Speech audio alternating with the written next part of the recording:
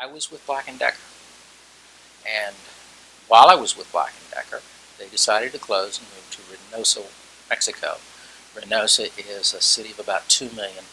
It is situated on the border directly across from McAllen, and there is a bridge now across from Mission, Texas. I had an opportunity to go down there with other members of the Black & Decker management team. My role and responsibility was to take 3 assembly lines down. This would be document for all of the purposes of getting across the border, all of the equipment, all of the material, getting down there, setting up the equipment and the material on the factory floor. I had lots of great helpers. Then training the workforce and making sure that they could make the power tools that we were producing at the time. Spent about 2 weeks down there in a wonderful, nice hotel with a bunch of friends from Black & Decker, and I met a lot of other people, and it was great. And I came home and told my wife, I said, Linda, no way in hell we're going to go there.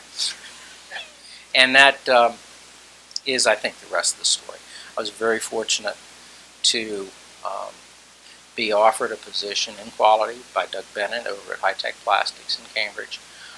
Very progressive guy, really nice guy. He lives right here in Talbot County now.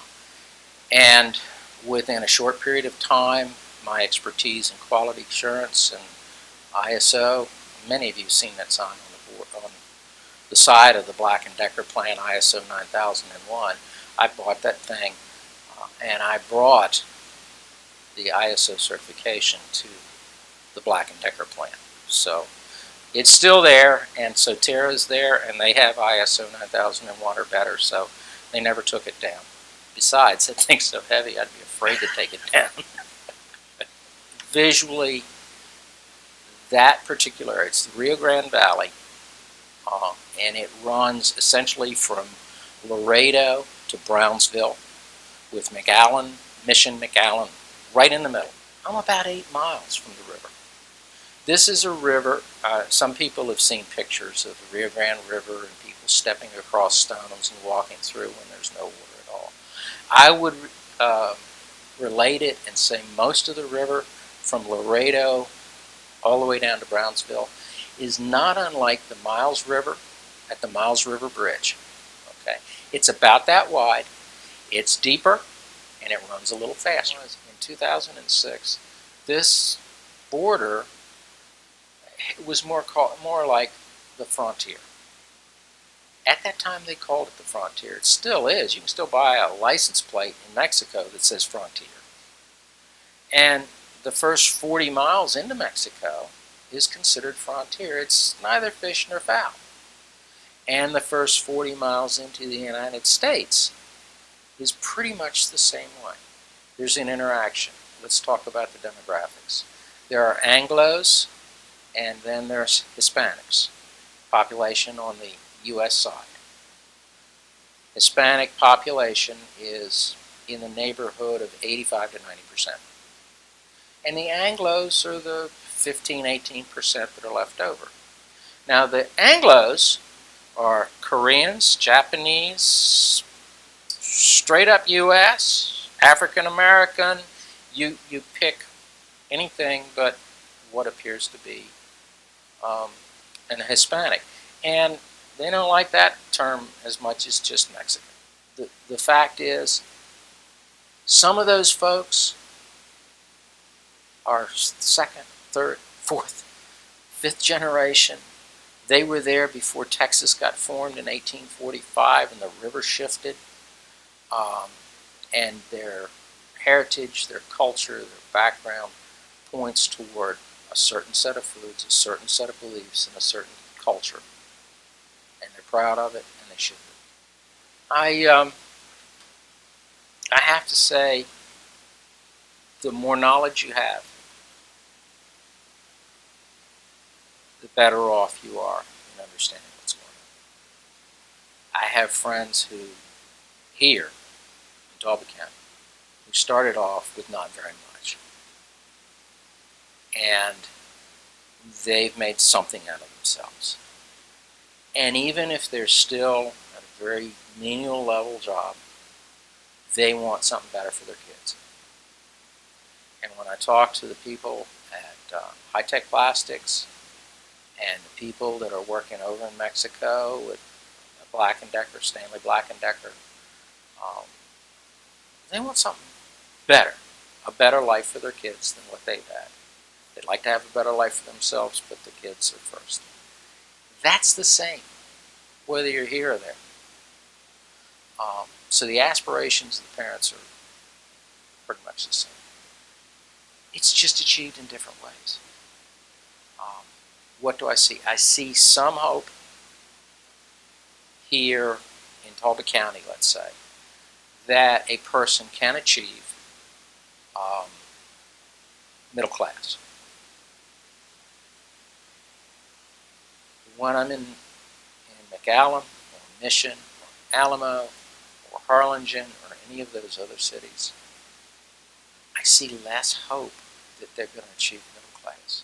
It's an incredibly difficult, multifaceted problem and situation. The fact that a child would leave his family, travel that distance, riding on top of a train, putting up with people stealing and beating and all kinds of horrible kinds of conditions. And then hitting the last, being able to look over what amounts to the Miles River at the Miles River Bridge and say, once I cross that thing, I've got it made. They don't. That's the real problem. Once they cross that piece of water, however they do it, and the ways they cross it are absolutely amazing. And where they end up, they're facing a whole new set of circumstances. And in many times, the coyotes and the leaders and the others that are taking their money to get these kids to the United States are just putting them in horrific conditions. I mentioned the frontier. You've seen in the news a city or a town or definition, Brooks County and Fulfarius, Texas. That is a border crossing point, not a border crossing point. It's a frontier crossing point. So the Border Patrol, Customs and Border Protection people stop every car as you cross.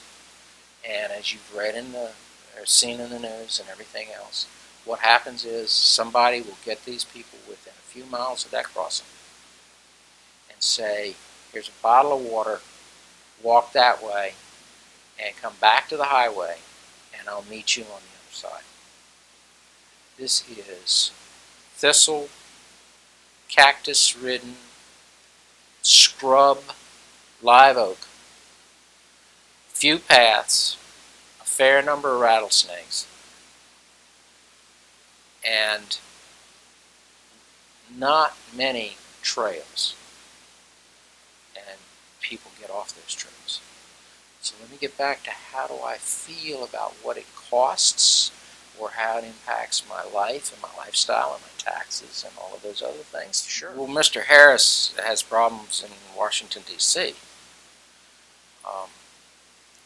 And I think some of the problems that I've read about or heard about have to do with the use of marijuana. Okay. Oh, right. Okay. And when I read the newspaper, I see newspaper articles where 5, 10, 12 pounds of marijuana was captured by some police unit or another, and it hits the front page of the paper.